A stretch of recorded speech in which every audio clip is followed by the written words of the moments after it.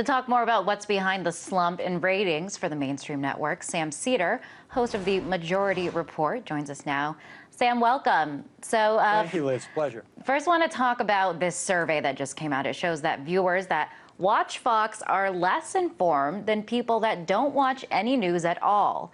But Fox is so profitable, so what's going on? Well, there's a group of Americans, maybe 2 million, 3 million a day, who are really interested in living a delusion in some respects. I mean, it's pretty stunning where watching the news makes you less informed. That's pretty shocking, but I think these people are listening to what they want to hear. And I think that's indicative of a bigger problem that we have with network news in general. And what is that problem? Do you think that it has to do with the fact that media is now more driven by business than by journalism? I mean, I think that's always been a problem to some extent. But I'll tell you what the real problem, I think, at the end of the day is that, I mean, you have these movements. You have the Occupy movement, even to a certain extent, outside the Occupy movement.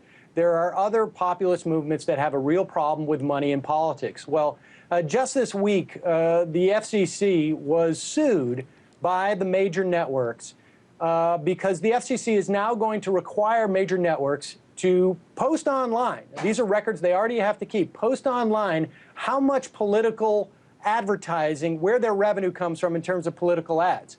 And so, I mean, just contemplate this for a moment. The networks, there's no cost to them involved in this. Of course, they're already keeping the records, except for they're in some file cabinet down at their headquarters. They don't want it online because if they were to show the American public, if the American public had access, easy access to these figures, they would realize that all of these hundreds of millions of dollars, these billions of dollars that are going to be spent on these elections coming up in November, the vast majority of that money actually ends up in the coffers of broadcasting networks. And so how can you rely on them to report the primary story that we have in this country of wealth inequality and of money being corrupted by politics, when in fact they're the largest beneficiaries of it? So, Sam, would you say in some instances that the media could be doing a disservice to the public? Well, of course, because, you know, when your average viewer dips into whether it's cable news or even network news, they assume that the network doesn't have these other ulterior agendas. They assume that they're getting the most important news of the day. And so as it becomes dumbed down, as certain issues become taboo, the viewer just becomes, frankly, stupider and less knowledgeable about the real important issues that are affecting their lives on a daily basis. But they're not capable of making that connection because the networks and the cable outlets leave a huge portion of that out. And beyond Fox, CNN is also particularly has had a pretty bad month, and they are the pioneer of this 24-hour network model, and they are suffering the most. What do you think is behind that? Well, I mean, I think if you look at this network news, I mean, here it really becomes an element of laziness and groupthink. You know, the producers at all of these cable networks, to a large extent, and some obviously not so much, but they're chasing each other. And so the stories become stale. They don't really dig at things. The yardsticks by which they're measured are really just their competitors. But across the board, CNN's not the only one that's down. All of the cable news, to a certain extent, is down. And part of it, I think, is because on some level, the audiences are realizing that none of this is terribly relevant to them. You've got two major party candidates who are backed by, in many respects, the same money and the same interests. And I think the audience is turning off those networks that are just basically telling them that there's something that's going to affect your lives here, when I think people are getting more and more a sense that this very well may not affect my life. And Sam, it's not just TV. It looks like newspapers are in trouble as well. Many newspapers are going down under, and the latest victim is in New Orleans. Today, the New Orleans, you see it there, the New Orleans Times-Pic announced that they will end its daily publication, and this paper has been around for 175 years.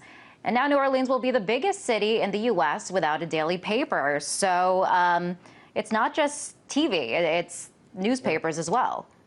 Well, I mean, I think, it's the reason why newspapers are suffering, and particularly locally owned newspapers are suffering, I think has more to do with technology, frankly, than it does with a sense that they don't have the readership or the interest in the local news. I mean, I think, simultaneous to all that's happening from a political standpoint is this technological revolution, and people are getting their news in different ways, whether it's podcasting or whether it's reading blogs online or other forms of media. And I think newspapers that didn't see this coming and that didn't have the capital to make these changes quick enough, I think are falling by the wayside. And I think when it comes to local papers, that's a huge loss for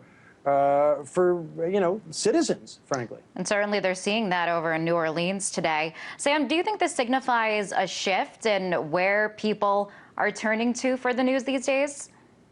Well, I think to a certain extent. I mean, you can look across the board. Outlets like yours, numbers are up, and on YouTube and in podcasts and alternate forms of media, blogs now, and we're starting to see actually advertising head to those type of outlets, because I think that's where people are going. And there's people do it, I think, in those outlets for different reasons within the corporate media empire, because you don't really have the same incentive structure there. And so I think the quality of the work is different, and sometimes it's better, sometimes it's worse. But I think the agendas behind the work are more explicit, and I think people can find what they're looking for without this sense of there's another stakeholder that is sitting down on the couch next to me as I watch this, except for I just don't know who that stakeholder is.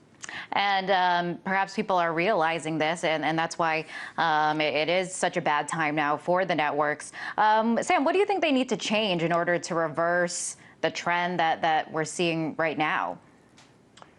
Wow.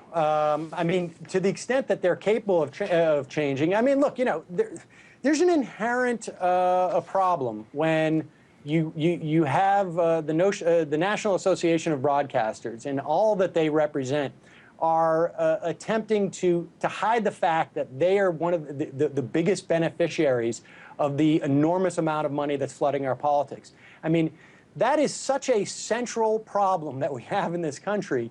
I don't know how you overcome that. I mean, I think they can perhaps make their news more relevant in some respects, and I think they can attempt to incentivize the people who work for them to find stories that aren't being covered elsewhere. But meanwhile, they're driven by the same corporate concerns. That is, we have to cut expenses and increase profits.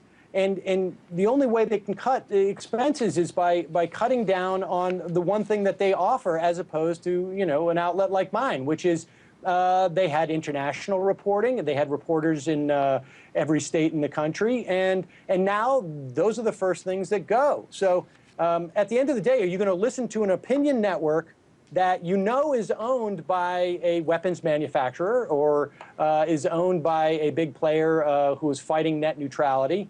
Or one that it has other political agendas that are not explicit? Or are you going to listen to a smaller outlet that can deliver just as well-reasoned opinion, but at the end of the day, that person is expressing an opinion that has nothing to do with having to kowtow to their corporate overlords? And so I'm not sure there is much they can do. All right, Sam, interesting. And thank you very much for coming on the show. That was Sam Seder, host of the Majority Report.